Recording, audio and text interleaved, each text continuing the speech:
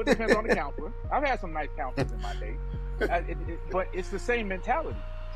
I don't know why we neglect that in youth sport. It's no different. You're preparing this child athletically for the next level, just like the school system is preparing that child academically for the next level. So you have to be honest with that child.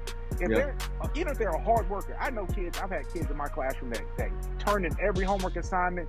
They studied for every test, but you know what? All they can pull out is a C. You know what? That's a hardworking kid, and I do think if they went to a junior college for a year or two, that they'd be successful. And I would tell them that that's okay. What happens in baseball is you have kids who can't do the most fundamental things, and we have coaches out there saying, you know what? If you keep working at it, a school's going to find you. All right, here we go. The next conversation. Special guest of mine. We talk every morning about various different topics. So on the next conversation is just only appropriate. I bring in two good friends of mine. First, a former Kent State defensive tackle, former Suncoast High School head coach, and a 20-year educator, Mr. Alan Gerald Williams. Alan, good morning. Good morning. How y'all doing this morning? Also special guest, 20-year educator, a UF Gator. We got plenty of Gator fans right here, so this will be good for you. UF Gator alum, Mr. Keith Jacobs. Keith, good morning. Or afternoon, one or the other. Hey, it's morning somewhere and it's afternoon somewhere. So thank you for having me. My man. All right. We're going to start with a hot topic. NCAA Women's World Series. NCAA Softball World Series, more appropriately. Texas wins their first title, correct, over Texas Tech, 10-4. And the good thing about this game is that it had a lot of star power. 10-4 in the final game, game 3 of the series, which looked like Texas Tech probably just got worn down. So just initial reaction out of both of you. Just what did you see throughout the series? And let's start with game 3. What did you see out of game 3, and then we'll backtrack. Well, for me, game 3, Texas is a great hitting team. First off, hats off to them. They've been a great hitting team all year. And Najee Mm-hmm. Kennedy. She just looked like she got worn out. I know me and Jacobs, Keith, talk about this all the time. The more good hitters see a pitcher, the more they get the timing. And it just seemed like in that first inning, Texas had seen her because she pitched every pitch. Texas had seen her enough that they had their timing down. And they really just were able to put the bat and hit the ball hard. I believe the score was 5-0 at the end of the first. And she just looked tired. She just looked like she was worn down and fatigued. Man, it was good. It was still good though, man. Even though the final score that indicated, there's a lot of things people don't understand though, Pete.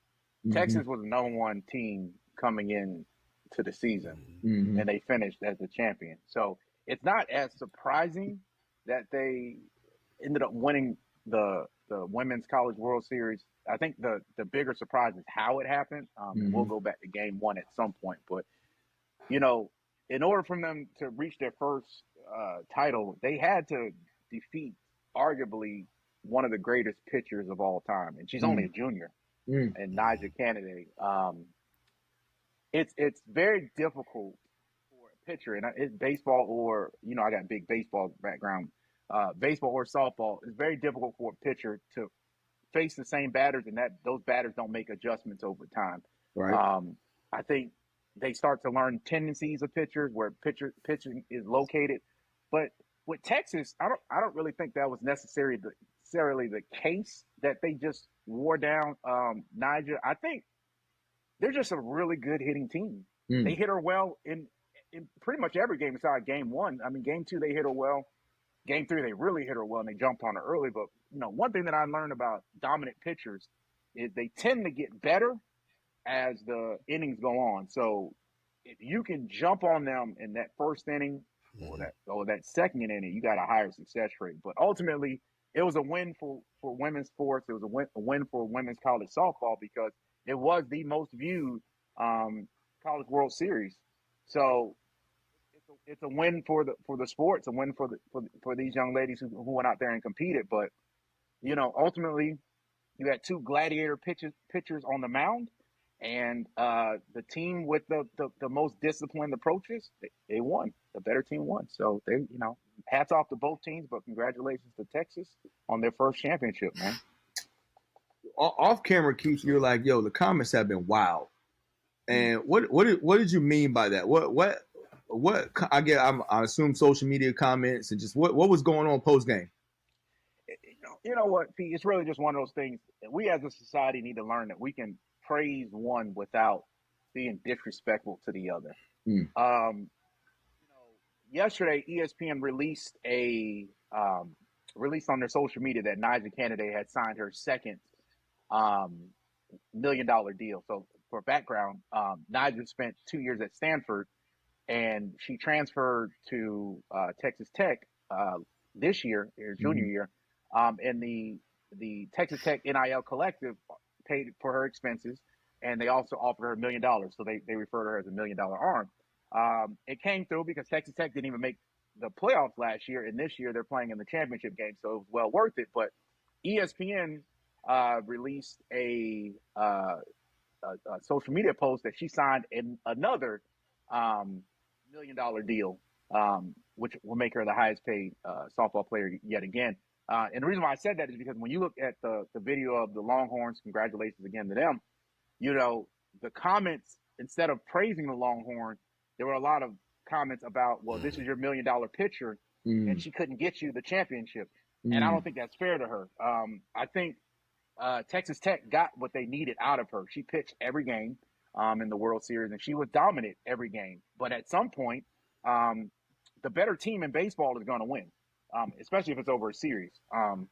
So I just saw a lot of negative comments about her being a $1 million pitcher. She didn't ask to release that information. That she didn't release it herself. She's a very reserved young lady, but the comments were just very negative toward her. Instead of people celebrating and praising Texas, they were talking about her second $1 million deal. They were talking about she's not a $1 million arm, and just really negative on social media, which we've seen in other realms of sports, but it just wasn't fair to this one because she didn't invite any of this kind of criticism with any extracurricular things. So that's what I meant.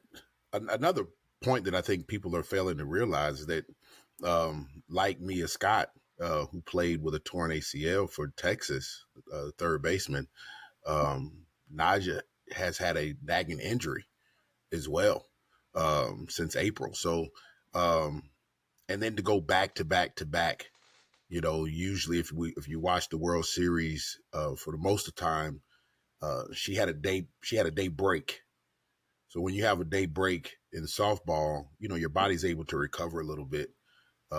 She played 3 games straight and had to pitch in 3 games straight. So, and like Jacob said, it's just, she did phenomenal. She did a phenomenal job. She did exactly what they brought her there to do. And they fell short, but as far as the success for that year, they set a standard for themselves and for that program. So hats off to Texas Tech. And I think that, next year, with her there and they're getting some more support, I think they should be able to go back to the World Series and compete for it again. So hats off to them. I think they had a phenomenal year. I think Texas had a phenomenal year. Oklahoma, of course, does what they've been doing for many years.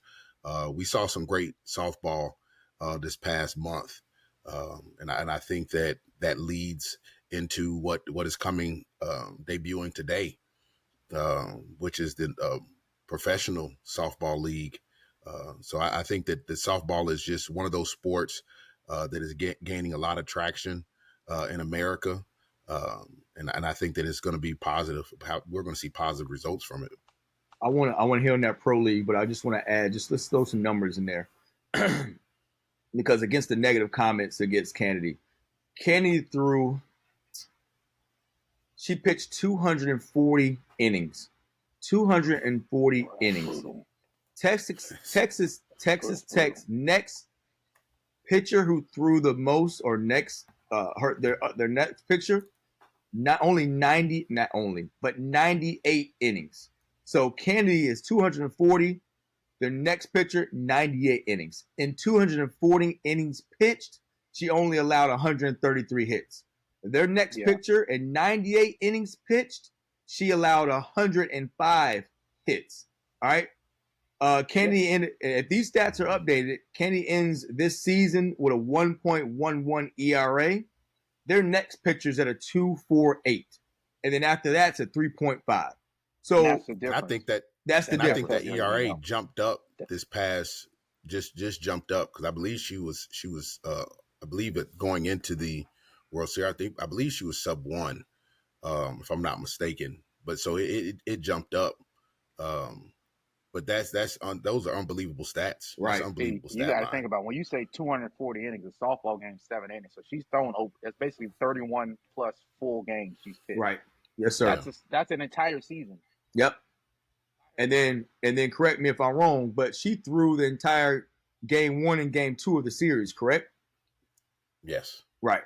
There you go. She pitched every game of the College World. See, that was the championship game of the College World Series. Yeah. There are 8 teams of the Women's College World Series, so she pitched every game in the Women's College World Series until they pulled her out after the first inning of the championship game. So, right. Like I said, hats off to Texas. They were number 1 coming in. They're number 1 now. Mm-hmm. It's just we have to, as a society, we have to do better at uplifting people, and while not, unnecessarily criticizing other people at the expense of praising another one. That's really what the biggest issues that we're running into are. So we had a debate, if you will. Is there an appetite for a professional softball league? And that was before the news dropped. We had this debate before the news dropped about Athletes Unlimited being backed by the MLB with the professional softball league. Okay? So, Alan, just speak on the erection of this partnership between the MLB and Athletes Unlimited with the professional softball league. And then we can go from there. So we're gonna keep this how we normally do. So I'm gonna pause you for a second. But the reality is this. Mm-hmm. For the past, I would say, Jake's about like at least the past 5 years. I can speak to at least the past 3. The viewership of the softball World Series compared to the viewership of the baseball World Series, college baseball World Series, has been pretty much identical. So there are a lot of factors. We know that when it comes down to college sports, people tend to like their schools, right? So Gator fans are going to follow anything dealing with Florida Gators if they're in those championship atmospheres, and that goes for most schools. People follow their school, but I think that the appetite is there for women's sports, particularly softball. We see the increase of viewership for the WNBA. I put it like this. If they didn't think that, if the MLB, who we all know is very, very strict about, and holds their traditions very tight, if they didn't think that there was an appetite for it, or if they hadn't run the analytics and said, you know what, there's going to be money in this, we need to go ahead and jump on it, I don't think the MLB would have put the money behind this new league. Well, I'm hoping and praying that it's successful, because I think that these young ladies, they put in a lot of work. They're good athletes, man. They're great athletes, man. Just to see some of the things that they do, sometimes I just like watching their web gyms, and the energy that they play with is unmatched. I think that this league is going to be a positive league for all.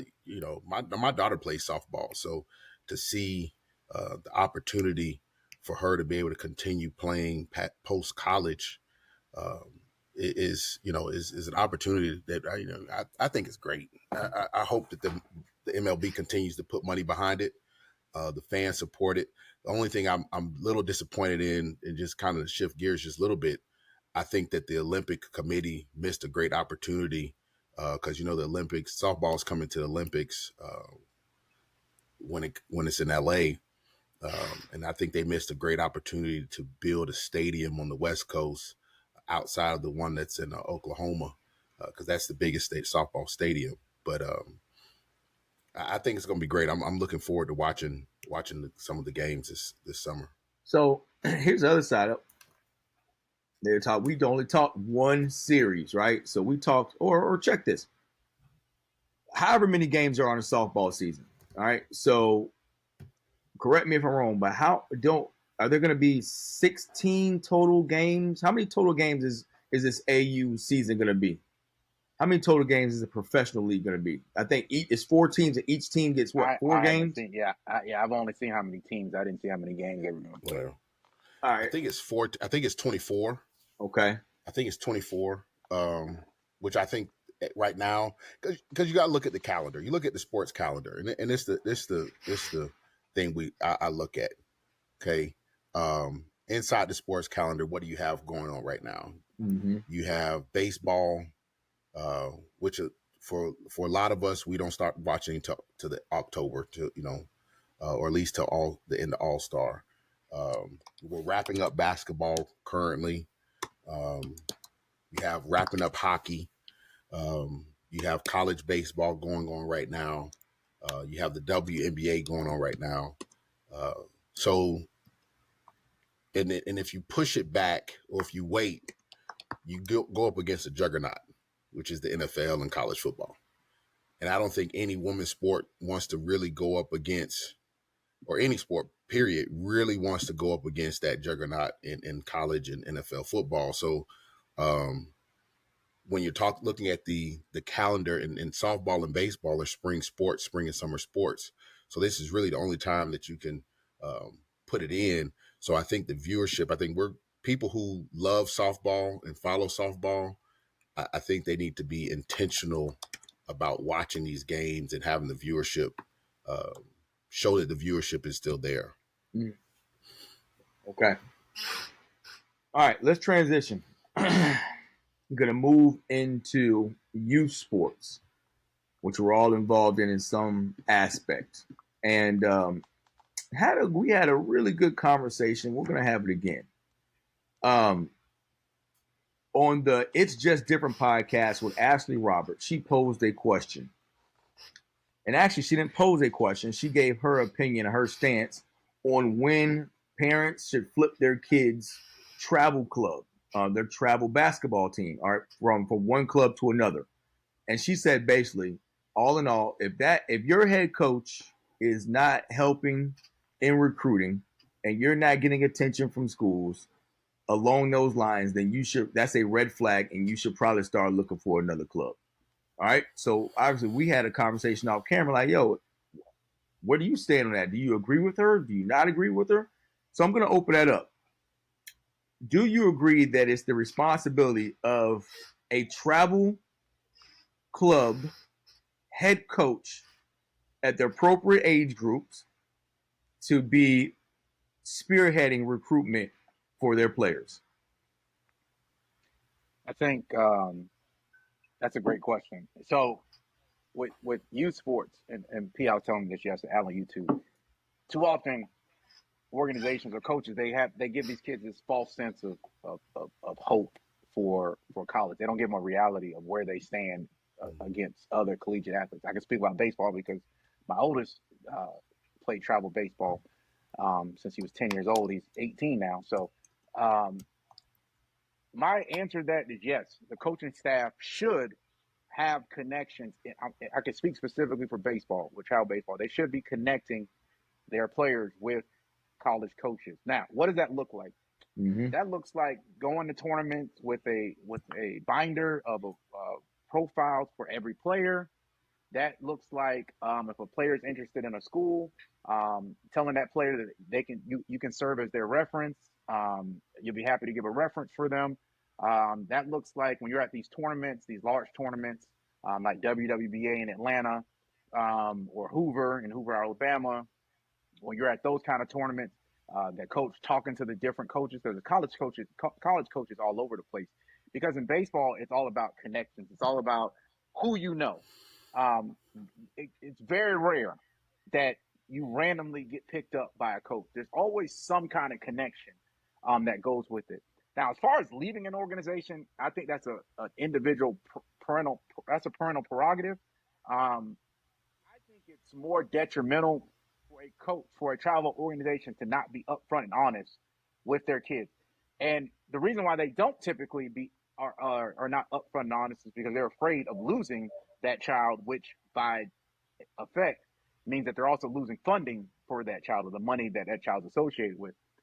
In the high school realm, once that child hits 10th grade, the end of 10th grade, going into 11th grade, if they don't have in baseball, if they don't have a college skill set, which means they can pretty much function at a basic uh, uh, high school level, then they should not be playing competitive travel ball. That's a me thing. I think there are way too many kids in travel ball that have no business. You have kids in travel ball that haven't spent an inning playing for their high school. And I'm not talking about your best high schools like Jesuit, where you got a list of kids that you're waiting to play, or by you, Allen, Stoneman Douglas, where you just gotta it's just a stable. I'm talking about just your average high school baseball program, and you haven't touched the field. Well, that tells me most of the time that you don't have the developed skill set to play collegiate baseball, and that travel ball coach needs to be upfront and honest with you, because when a college coach does come to watch a game, they get turned off very fast if they see poor baseball, if they see routine errors, if they see bad approaches in the box, if they see you missing pop flies or ground balls just routinely as a team, they're not going to spend their time doing that. They're going to go look at those more competitive teams. They're going to look at those more competitive pitchers, hitters. So I do agree with her to an extent, but I think there's a responsibility on a coach to connect them with colleges, but I also think it's the responsibility of the coach to be open and honest with these parents. And I think it's also a responsibility of the parent to look at their child and say, you know what? I'm okay if you want to play baseball for fun. But as far as the coach has to get you into college, in a lot of cases that's not going to happen. We're talking about 2% of the high school population doing that. So that's my feelings on that. I think that every coach, at the high school level, if you're coaching high school kids, and I know when I was coaching, I coached football, I've coached little league baseball and softball, but when I was coaching high school, I would ask my guys, sophomore year, do you have aspirations of playing at the next level? If they said yes, that they had aspirations of playing at the next level, then we set out a plan on how they were going to get that, whether we look at their academics, we look at where they were athletically. And I would be, like Jacob said, I was honest with them. I would tell them, you're a D3 player. You have D3 talent right now. I'm not saying that you can't go up, but this is where you are.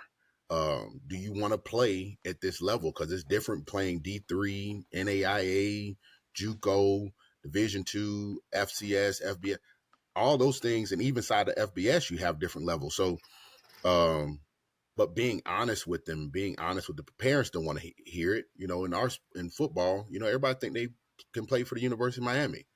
You can't, or the University of Florida. You can't. Everybody can't play there. You have certain skill sets. Maybe you're too short. Maybe you're too slow. There's other things that you have to look at. But as a coach, I think every coach, if a kid has aspirations of playing at the next level, and you can do an honest assessment of their skill set, and then work to help them if they're lacking in an area, help them improve in that area. Then I think that you should never sleep. The most restless nights were when was recruiting season, because I wanted to make sure that my kids got somewhere. So I think a coach does have an obligation, if those kids are playing for you, whether it's high school, AAU, travel ball, whatever it is, they have an obligation to work for those kids, because those kids are working for you. Those kids are working for you. You know what's crazy? And I just thought about it as Alan was talking. we're all educators. P used to be in education. Mhm. Alan, you still in there. I'm still in there. If a child has a 2.0, he goes to see his guidance counselor. And he tells his guidance counselor, I got what it takes to graduate. I got my 2.0. I can graduate. But I want to go to Harvard or I want to go to Columbia. That guidance counselor has a responsibility to realistically sit down with that child and say, although you worked hard, although you have the qualifications, Harvard's a little bit out of your reach. And this is why. Are you shitting me, son? But hey, It's the same mentality. But it depends on the counselor. I've had some nice counselors in my day, but it's the same mentality. I don't know why we neglect that in youth sports. It's no different. You're preparing this child athletically for the next level, just like the school system is preparing that child academically for the next level. So you have to be honest with that child. Even if they're a hard worker, I know kids. I've had kids in my classroom that turned in every homework assignment.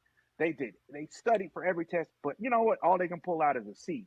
You know what? That's a hardworking kid, and I do think if they went to a junior college for a year or two, that they'd be successful. And I would tell them that that's okay. What happens in baseball is you have kids who can't do the most fundamental things, and we have coaches out there saying, you know what? If you keep working at it, a school's going to find you. That's not true. It's just not true. And too often, there's that bragging for parents. Oh, my child is playing travel baseball. My child is playing travel baseball. But sometimes somebody needs to say your child's just not good. They're just not good, and it's okay for them not to be good. But they need to be on a developmental team. And I think academically, if a child was struggling, we have developmental interventions. I think sports need to be the same way. If you don't have what it takes, you need to be on a developmental squad, and it needs to be known. And I think part of part of the problem, honestly, is that unlike when we were coming along, we've talked about it before. I played baseball, basketball, football, ran track. You ain't run track.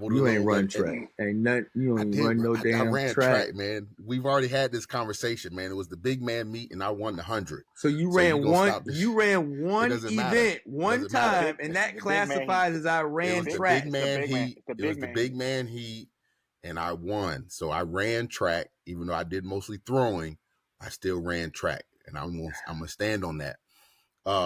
Comment down in the comments if that classifies as I ran track. I did the warm-ups.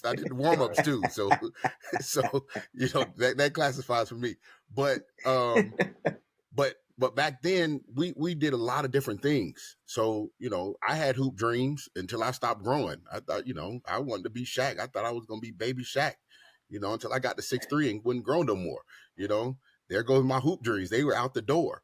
Right. So this generation, they are picking a sport really, really early, and they're riding it out. So sometimes these parents, what is happening is these parents they've invested so much that they can't see the reality. Like, look, my son's not good at this. Right. But you've invested so much money into this, so many hours of training, so much. You're like, well, look, we got to get something. Coach, can you please find something for them? We don't care what it is, just find something, because you've invested in it. Where we've seen with guys, I know a lot of guys who play basketball almost all the way through high school, and then their senior year they play football and they end up with a football scholarship, right? Just because you've been in this sport for so long, and you've dedicated hours and upon hours of time and training. At some point, like Jacob was saying, at some point, you have to realize, your parent has to realize, and the coach has to realize, this is not your sport. This is not it. You may want to find something else. Unfortunately for baseball, if you don't start early, the likelihood of you picking up a baseball bat in 7th, 8th, 9th grade and being good at it is very, very slim. So, but yes, the high school coaches, travel coaches need to be more honest with these parents, need to be more honest with these kids. And sometimes tell them, look, this is not your sport. And the earlier you tell them that, the better off it is for the child. So here, I'll give us the obvious, is that we know it's a numbers game. It's a numbers game for a couple different reasons. A, you need players in your organization or on your team. Number two is financial. The financial numbers matter for, especially for a private, let's just say, business or entity.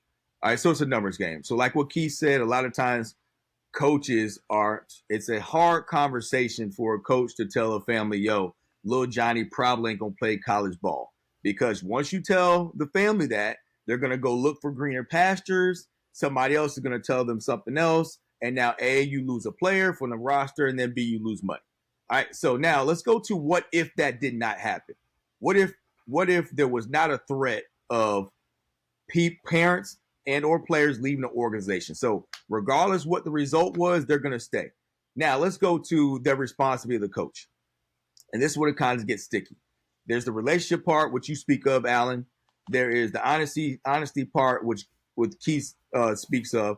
And then there's the responsibility where I'm going to come from is, as a coach, today the recruiting piece is a necessity.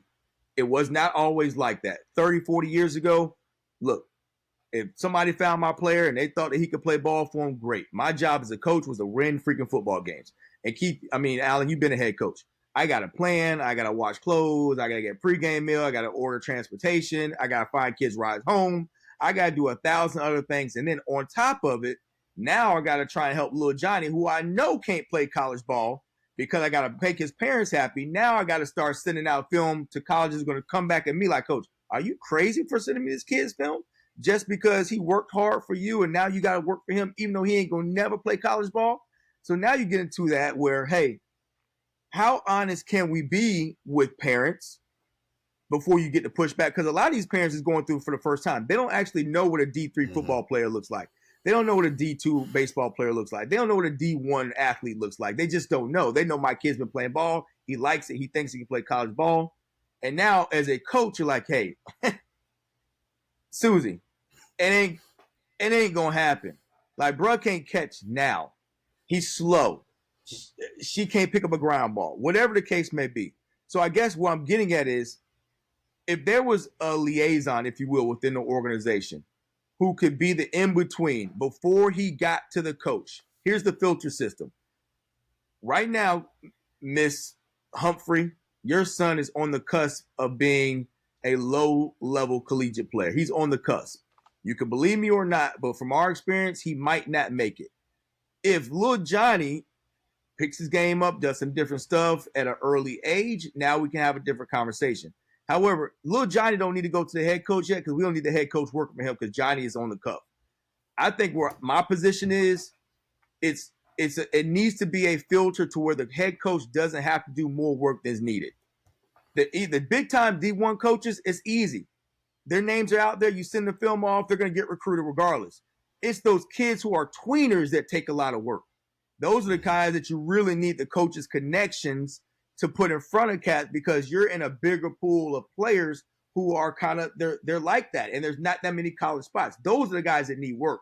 And those are the guys who, if you will, the head coach needs to be kind of like that icing on the cake, that cake. I need my recruiting director, if you will, let's call him that. I need the recruiting director to put in the most work on this kid. And then the college coach says, hey, I want to talk to the head coach about this player. Boom. Now the head coach is in there. Now we can rock and roll. If we're just asking head coaches of every freaking sport to add on to recruitment and try and get kids recruited who can't play, that's a lot on one individual. I think you're seeing that in some aspects, at least in football. You're seeing programs bring on a coach that's their only responsibility. Yeah, is that recruiting aspect, because it has changed. Even just how you're getting recruited, via social media now. So I think you're right in that aspect, that there needs to be a person, but that person, you still have to have the trust of the parents, though. The parents have to trust that you're actually working for my kid, even if my kid is not that good and it doesn't look promising.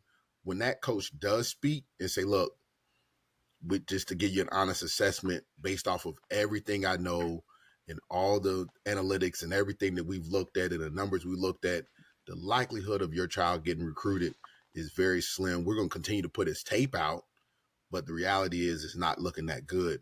That's a hard conversation to have. I've That's had a hard to have conversation to have. a few times as a head coach. It is a very difficult conversation. The reality is, most parents, you're going to get them to bite back. Or you just don't like my son, or you just don't like my daughter, or that's it. And that's not the reality. The reality is, I mean, if you could say, let's sit down and watch film together, and I'm going to point out the difference, what they should be doing and what they're not doing, right? And that's still not going to work. There's no way around where a parent who is fighting for their child to get into college and to play the sport that child loves, they're not gonna hear it. They're not. You're just gonna have to let the chips fall as they will. But I just don't like when coaches are selling lies. Don't sell lies to get a player, to get a number, to get money. I wanted to circle back real quick. I think the problem we're having with the reason we're having this problem so much in travel and AAU is the destruction of the rec system, right? So back in the day, if you played rec, and the only people who played travel or got into AAU were the all-stars. Like, you already knew, oh yeah, you ain't gonna make the all-star team, so there's zero possibility you're gonna make the AAU team. You continue to play rec. If next year or in 2 years your game develops to the point where you can make the all-star team, once you make the all-star team, maybe you can try out for AAU.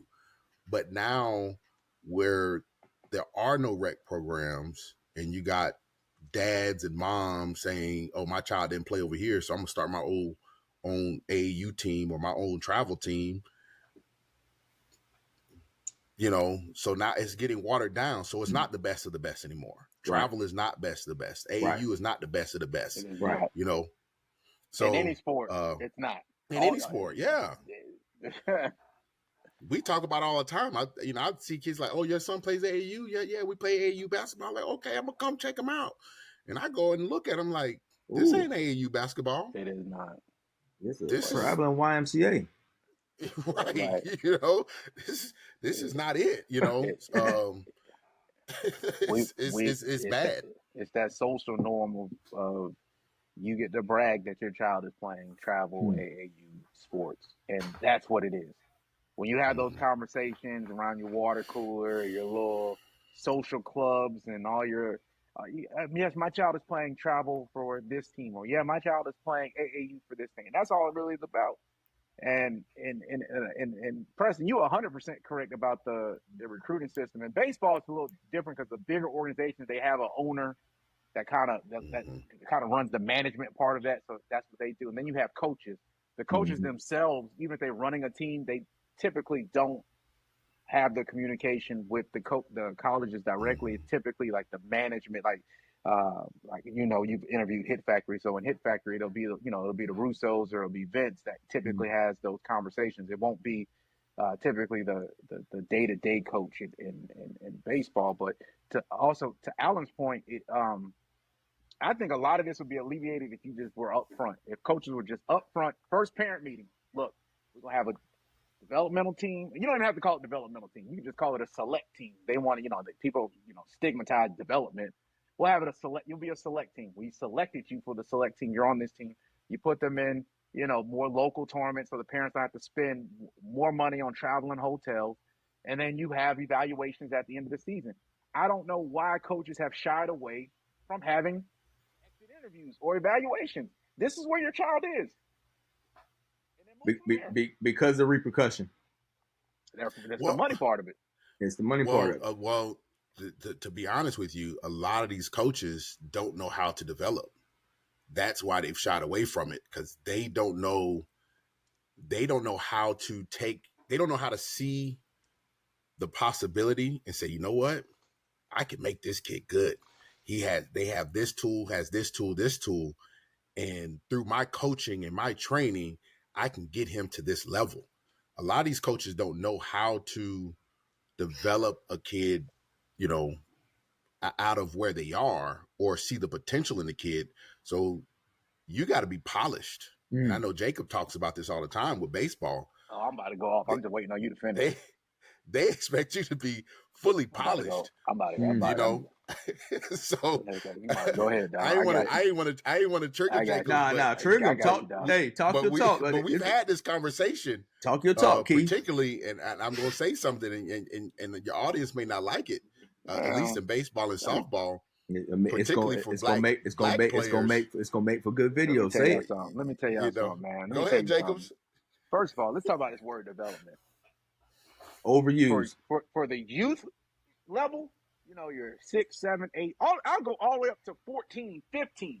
Development is fine. Up to 14, 15. Development, you're working on fundamental footwork, throwing, catching, hitting, basic stuff.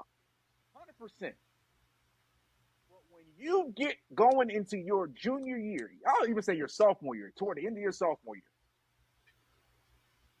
the term development doesn't look the same. So by the time you're going into your junior year, you are now eligible for NCAA coaches to contact you. The word development will not exist because NCAA coaches do not have time to try to develop players. They don't have time. You better be ready to play.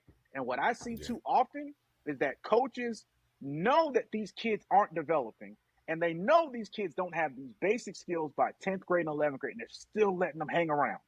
And then we're all shocked when the parents get pissed off that those kids didn't go anywhere for college. Let me tell you about my son. My son, as you all know, recently signed to play baseball in college. The development for my son, the day-to-day development when he was younger. Now what we're doing, fine-tuning things that he already knows how to do. So if he's hitting home runs in high school, my focus on him is hitting line drives in the gap. You need to hit line drives in the gap. You got to be able to go gap to gap because in college, you're not going to be able to lift out a home run. So we're going to work on that. That's not development. That's fine-tuning because he's already got the skill. He knows how to put bat to ball. What I'm doing is fine-tuning some of that stuff. But when we talk about this word development, which is crazily overused, is in high school, even the high school coaches are allowing kids who do not have the basic skills, and I'm only speaking baseball, to be on the field. Kids who are more advanced, and it's making the product bad. And what ends up happening, and it's happened in travel ball, is your better players end up leaving because they're losing games because you have these kids that never developed on your team. And that's what happens in these organizations because these coaches, instead of being open and honest and separating these teams, they're allowing these C- kids, I'm not going to call anybody D or F, but these C- kids to be on there with these B+, A- kids. And it ain't working. This is good because they're losing. You hit the nail on the head. So now let me just give it to you. I'm gonna come on this side. There's the pressure that coaches are feeling, and this is my opinion. I feel like coaches and clubs are feeling the pressure in order to retain kids. So now they give the false sense of hope to parents in order to keep the kids on roster and on within their teams. Same thing happens with high school football, right? Kids pounce around. They can go anywhere they want to now. It didn't used to always be like that. Like, hey, I could develop this kid because I know I got him for 4 years. Well, now, bro, you might, hey, he out. If he ain't a starter by year 2, he's gone, right? So now you got coaches feeling the pressure. I got to win games. I need kids. I need talent. I got to retain the kids I got and go and get other kids. And if I don't do this, if I don't give this certain narrative, these kids are gone. So now it's to your point, Keith, where I know this kid needs development. However, if I tell this kid and these families that he's a C- player right now, and whatever term you use that in, if I tell these kids he's a C- parents, I'm going to lose him. And now not only do I lose a body and I lose money, now what do I have as far as my club and my team? So it's the partnership, and I think it's kind of what Alan said, the partnership between parent and trust of the coach. One of you guys used the word trust. Alan did. The trust of the parent as coach does not exist. It's broken. The parent wants to hear one thing. the coach is telling the parent that thing because the coach is trying to retain or build his club. And not that it's not obviously we would say it's not the right way to do it, but understandably we know why it's happening because he won't have it if he doesn't say it. And it happens all the time. We've seen it. We you know what it looks like. I'm heavy in lacrosse right now, and we're fortunate enough in Tampa to have a D1 program in USF. We have a national championship D2 program in University of Tampa. And some of these kids are saying they want to play D2 ball. I say, yo, have you gone and seen the University of Tampa play? Do you see what those D2 girls look like? Their conditioning, what shape they're in, their stick skills? Are you doing stuff on your own to get to that level? And you think D2 is below? You better go look at this. You better go look at this D2 program, see how they rock and roll. All that stuff we're saying, it boils down to there's a lack of accountability. Accountability from the coaches. And communication. Primarily, there's a lack of accountability and communication with the parents. These parents won't hold their own children accountable for getting better. Right. They think that even in the school system, they just think the teachers are going to magically make sure your child can read and write and do math. You got to do something at home. And sports is no different. These parents think that these coaches have this magic pill that if you're sitting on your butt 5 days a week during the week and you don't pick up a bat, that when you go there on Friday, Saturday and go to practice, that the coach is going to be able to fix all that. So there's a lack of accountability even at home. And then you have this desired outcome because you won't put in the work or you won't ensure that your kid is putting in the work to get where they want to go. And that's why you have such a bad product in youth sports, especially traveling AAU. It's a bad product because when I was young, if I missed a free throw, I told you, Pete, my dad, 200 free throws. You shoot 200 free throws if you miss a free throw. Because I wasn't going to be out there just playing basketball, missing free throws and layups and stuff like that. That just wasn't going to happen. But these kids now, it's okay. Everything now is wanting somebody to feel good. And, it starts in elementary. You always want these people to feel good, but you're really setting them up for failure, and you're not giving them a reality check. Because if I'm not the best candidate for a job, good chance I'm not going to get it if I don't have the basic skills. And it's no different in youth sports with me. So, well, I agree with you.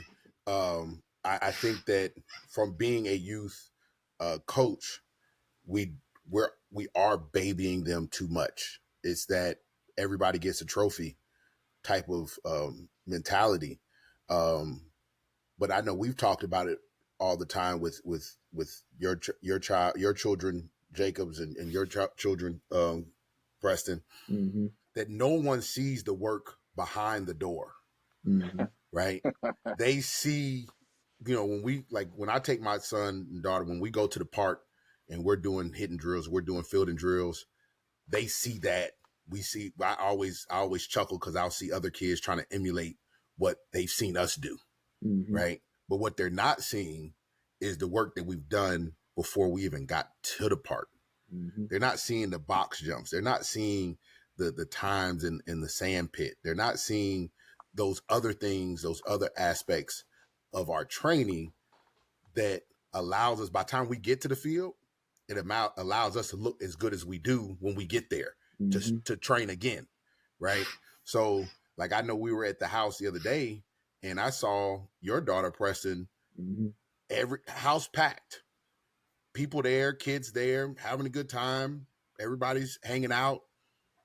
She picks up her lacrosse stick and she goes in the back by herself. Nobody told her to. She just boom. She's just working on her own skills by herself, right?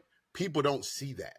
People don't see, I remember Jacobs. I remember your son, I was impressed as heck. He sitting there recording himself doing bat flips. I'm like, that bat is a part of his hand.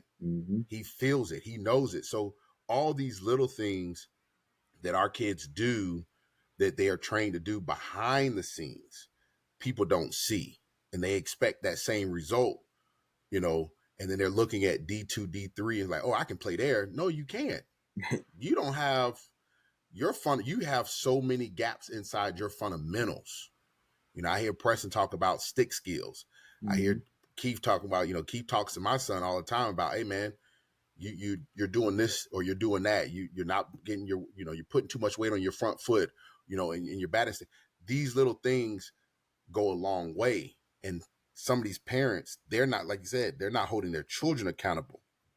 did you wake up and do something today to make yourself better? Mm-hmm. Yes or no? You say you claim you love this sport.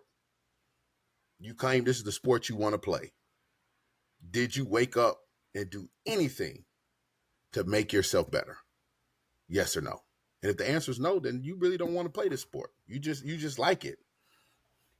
Well, I know somebody who does like their sport a lot. Halliburton, baby. Halliburton. Hey. All right, so, Listen. Hey, come on now. We've all come full circle. I think the nation has got to come full circle on the most overrated player in the NBA, voted on by his peers as the NBA Finals. And Halliburton, yet again, hits the game winner. Yet again. So, here goes a question I had driving over I wanted to ask y'all. And if we weren't on camera, I was going to ask you this regardless. Think about this now. I know y'all think I'm always crazy when I say stuff, but I'm just gonna prep you.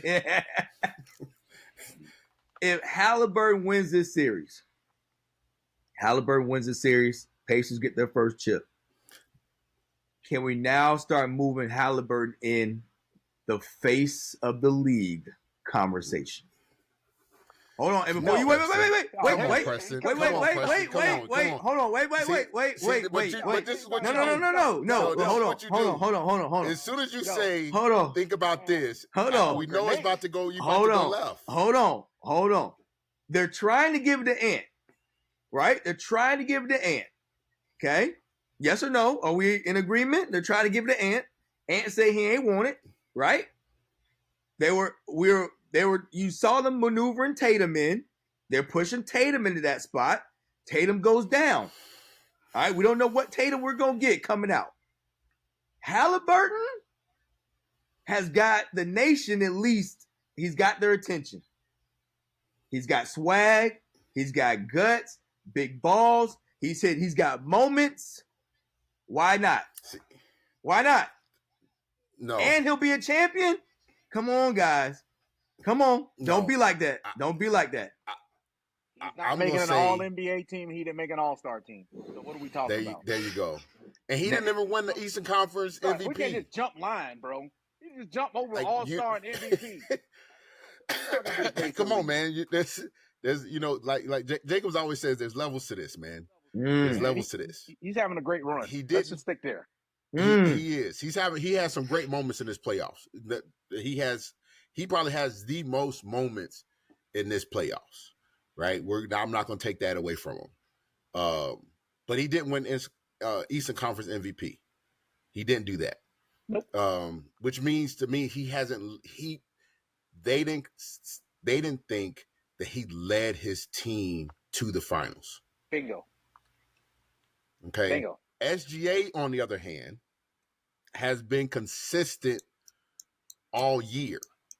He's been consistent all year. He's led his team all year. He's the current regular season MVP, and I know how much pressing you hate the regular season MVP award. Just keep going. Just keep going. He's won that. He also won the Western Conference MVP, and I believe last game he dropped 38 on 50% shooting. On 50% shooting. Even though they lost, he still was the man on his team. So, no. Halliburton, if they win, Halliburton still won't be the best pacer. Ooh. He still won't be the best pacer. He had an 8-point game against the Knicks, and he had 14 in game one. He had a great shot against both teams. But, bro, there are levels. Ron's still in the league. Yep. Steph's still in the league. He ain't nowhere near that. You like to talk about the table. He ain't even at the front door knocking, dog. I'm still stuck in traffic. Yeah. Even at the house. to eat at the big table. I'm still stuck in traffic now. I'll be there. Hey, Jacobs, is he at the gate trying to put in the code? Yeah, I'm still stuck in traffic. Now, give me the gate code. Hold on. Let's go back. Hey, go back now. Go back. Before Tatum won his chip, before Tatum got his chip, they were trying to maneuver Tatum into that spot, right? We knew that was happening. They were massaging Tatum into that. Once the old regime ushered out, you'd have Tatum who's going to move in. Tatum wins the chip, doesn't win the MVP. So now you still got, okay, well, at least he's got a chip, so we're in a good shape. He got a chip, we're in good shape. Is he even the best Celtic on his team? Some would say probably not, right? Some would say also a debate. It's also a debate, right? But Tatum has kind of, it seems like he has the personality, like he kind of fits the mold of the face of the league. He's got the personality. He plays the wing. He has big time games. He has some moments. So now they're trying to usher him in. And this is kind of where I see the similarity between Halliburton. Yes, factually, both of y'all are correct. He doesn't have this to his name yet. He doesn't have that to a name yet, but he has that killer instinct. He kind of brings you back to that Kobe feeling. He kind of brings you back to that Mike feeling where, all right, if the game's on the line, there's only one person I want the ball in Halliburton's hands.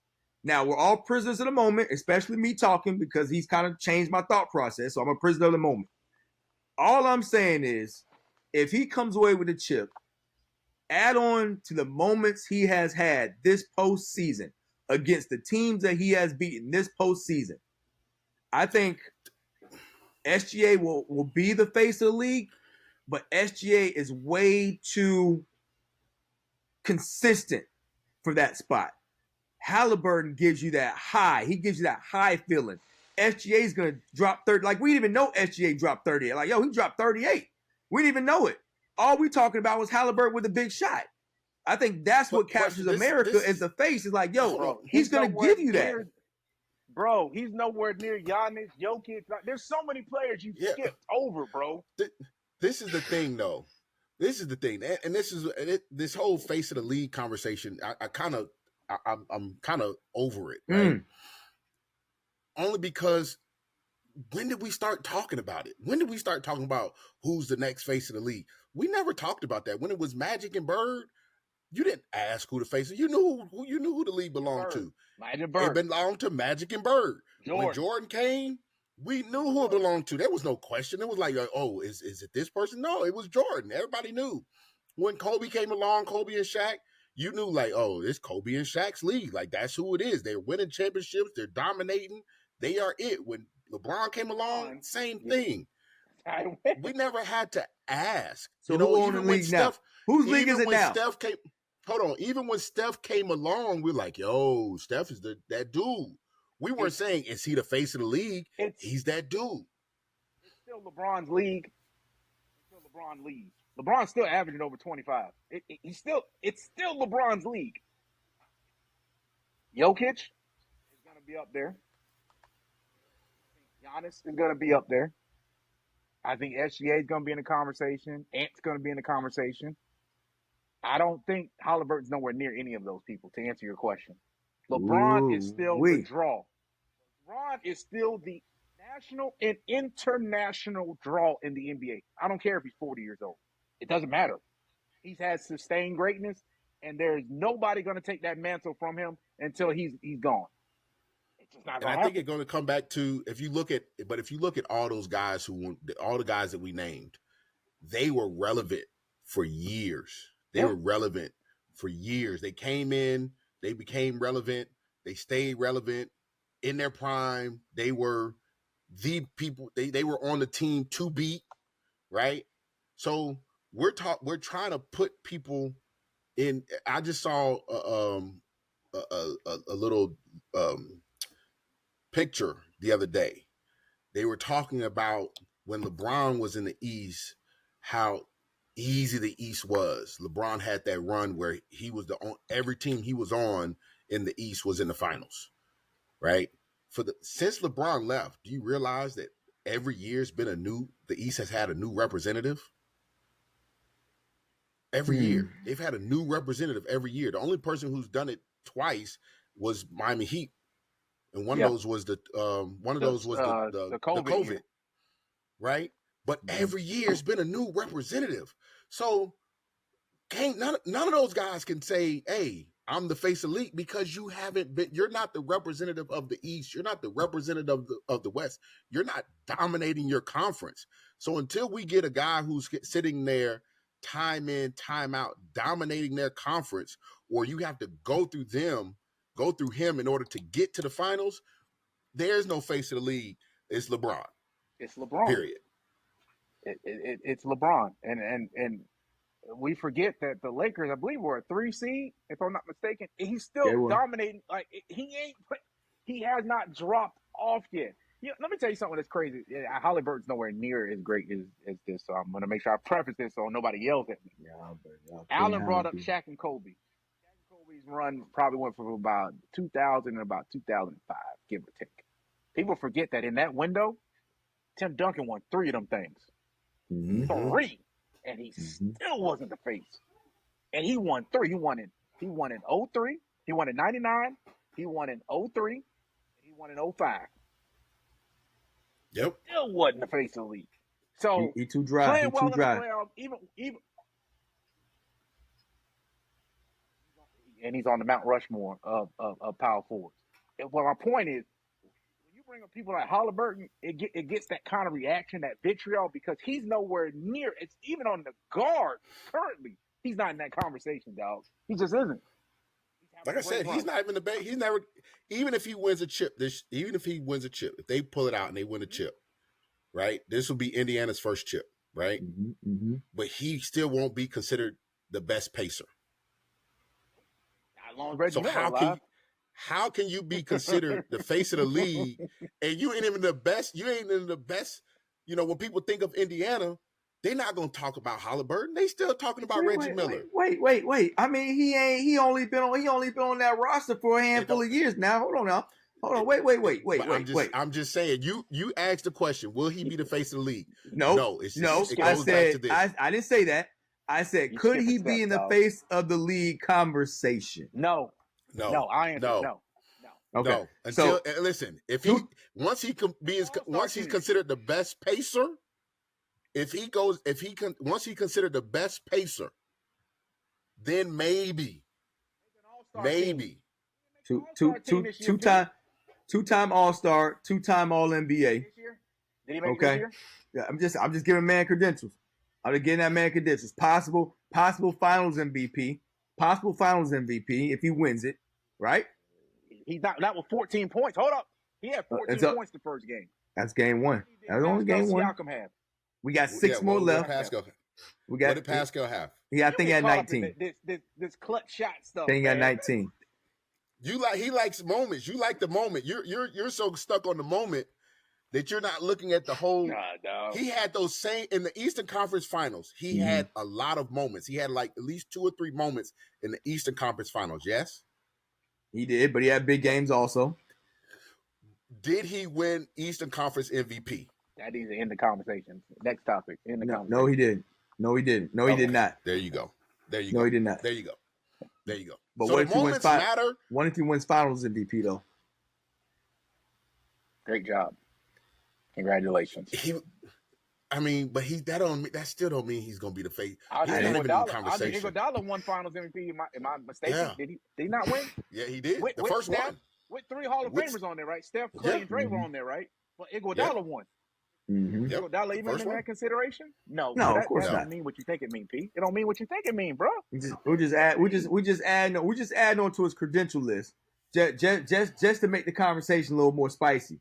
He will be a 2-time All-Star, 2-time All-NBA, Finals MVP, and he not only with that, he probably has the greatest marketing with the drop of the shoe after he hits the game winning with the Halliburton ones that dropped that same day. Man, so now the Halliburton ones drop. My boy said it must be the shoes. My boy said it must be the shoes. So now he got the shoe drop after he hits the game winner. No. Yes, sir. No. Halle B. No. Let's go, Halliburton. Dellavedova dropped. Not face of the league though. He ain't dropped. Dellavedova shoe dropped one like that though.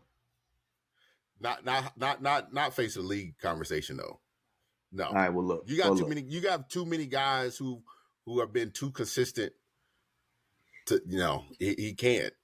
All right. Well, And look, he has guys in his same age bracket that are outperforming him or they're outshining him on a consistent basis. It's not about just the moment. It's about on a consistent basis. Tyrese, these are some of the folks, Tyrese, I want you to watch this show and you run it back. These are the people, Tyrese, that are down talking you and that motivate you to be great how you are. All right. So you see them? You see them? We just said, you see him? Jacob said at the very beginning. No, Jacob said at the very beginning, he said, and I quote, "We as a society have to stop putting down other people to raise other people." We are not talking about Halliburton, talking down on Halliburton. We're saying that he has the moments. We're saying that he is a good player, but we're saying he's not the best pacer. We're spitting facts. He's not the best pacer. That's an opinion. Even if he wins, he didn't win the Eastern Conference MVP. No, that's a fact. He has moments. He wasn't all. These are facts. This is not putting him down. These are facts. We're not saying that he didn't. He has some of the best moments in this playoff run. He has the moments, but that doesn't put you at a level where you're talking about you to face it. No, come on, man, come on. All right, well, this has been fun as usual on this great day. So we'll come back. We'll revisit. We'll give it a little time. We'll drop this. We'll come back with the next episode, and at that time, Halliburton probably be the MVP, and all this other stuff will come out. Folks are going to start talking like this. I'm just telling you right, because that's usually what happens when I speak. Folks start talking the same type of language, and you're like, "Oh, P, you was right. I tried to tell you, I was going to happen." So that's probably what's going to happen next. But we're going to get off this call now. All right, y'all don't call me the rest of the day. I'm going to be busy. All right, I'm going to be tied up. I'm hanging up. You're the one that's usually calling. You the one that's usually calling us. All right. That Call has a level. Call Allen. Has a level of truth to it. Or putting something in the chat that you know is going to spark a feud. Halliburton, baby, Halliburton. They still try to tell us I'm looking superstar. I'm looking forward to watching it. Game 2. I'm not gonna lie. I only saw a portion of game 1 because I was watching softball. I sent y'all the stats. Most people miss game 1, just like I told you. It's gonna be in the toilet because he can't be the face of the league if people aren't watching him in the NBA Finals. Preston, he can't be both. Ooh, we're coming back. Jacobs did tell us that this was probably gonna be one of the least watched finals. We're talking about this time next year. We'll a different conversation. But right now, this is him. He ain't making it back to the finals. This is Halliburton putting in. He's putting in his resume here, y'all. Hey, take this. Y'all up here talking about everybody else. Take this right here. This is what I'm doing right now. So this time next year, when they usher him in, and y'all like, dang, Halliburton really the face. Boom. I don't know. His peers voted him most overrated. And look what he's doing. Talk to him, Halliburton. Not the writers. His peers voted that. I thought it was pretty disrespectful, but absolutely disrespectful. It put a fuel underneath this fire, and maybe that's what he needed. He needed people to doubt him so he can, because he's playing lights out. He's been playing lights out. Yeah. For these playoffs. So I listen. I think that it's going to still be a good series. I think Oklahoma's going to come back and win game 2. I think they'll go to Indiana tied. I think it's going to go 6 or 7. It could go 6 or 7. I got OKC and 7. I got OKC and 7. I got 6 or 7. I think that if somebody's going to have to, somebody's going to have to go back to back. Somebody's going to have to win back to back in order for go 6. Somebody's going to win back to back. OKC's going to have to win 2 in a row, or Indiana's going to have to win 2 in a row for it to go 6. Otherwise, I think it's going to go back and forth. I could see it going 7. I could literally see it going 7. This has been good. This has been good. Till next time, fellas. All right, man.